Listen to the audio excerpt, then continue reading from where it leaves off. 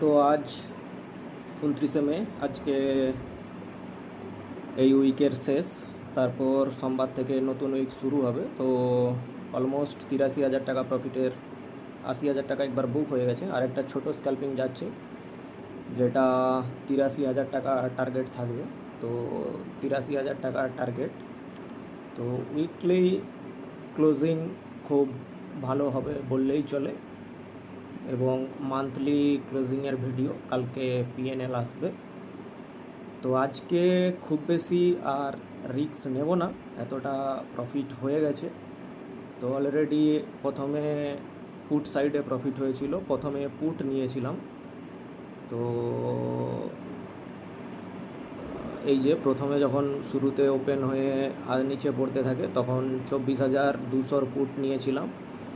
24,200 পুটে প্রফিট হয়েছিল 10,000।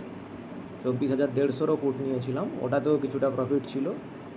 এবং তারপরে প্রথমে 20,000 টাকা প্রফিট বুক করেছিলাম। দেন সেকেন্ড ট্রেডে এই যে পুট, এটাই ছোটো ছোটো ভুলে নেওয়া হয়ে গেলো। 24,700 কল, এটা 23,700 কল নিতে চেয়েছিলাম, আর 23,750-এর কল নিতে চেয়েছিলাম। এ দুটো ভুল হয়ে গিয়েছিলো, তো এ দুটো সঙ্গে সঙ্গেই ক্লোজ করে দিয়েছিলাম। এবং দেন আবার এই কল সাইডে এতগুলো এন্ট্রি নিয়েছিলাম। যখন 23,900-র নিচে যায়, কনফার্ম ছিলাম যে 23,950-র কাছাকাছি একবার আসবে, এবং সেই মুহূর্তে আমার প্রায় অলমোস্ট 80,000-এর মতো প্রফিট বুক হয়ে যায়। 80,000 দিয়েছিলাম, কিন্তু ওটা একটানা যতটা গিয়েছিল অলমোস্ট আমার 90,000 টাকার কাছাকাছি প্রফিট যেতে পারতো। 90-এরও হয়তো বেশি, কতটা বলতে পারবো না। অনেকটাই মোটামুটি তার ক্রমে প্রিমিয়াম বেড়েছিল।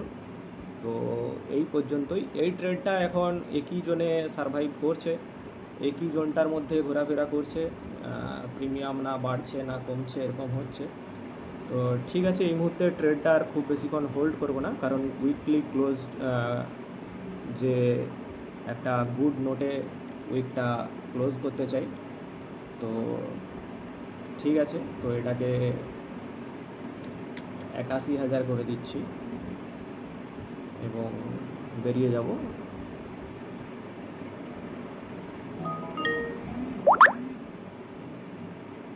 চলো, 81,000-এ পজিশান কাট হয়ে গেছে। এটা ডেস্কটপে এন্ট্রি করেছি, তাই হয়তো আপনাদেরকে দেখাচ্ছে না, যেটা এক্সিট এটা হয়ে গেছে। এই যে অর্ডারস পজিশান, কোনো অর্ডারস ওপেন নেই। এই পজিশানস। ঠিক আছে, আজ এই পর্যন্ত। নেক্সট পরবর্তী দিন ট্রেড নিলে আপডেট করছি। ধন্যবাদ।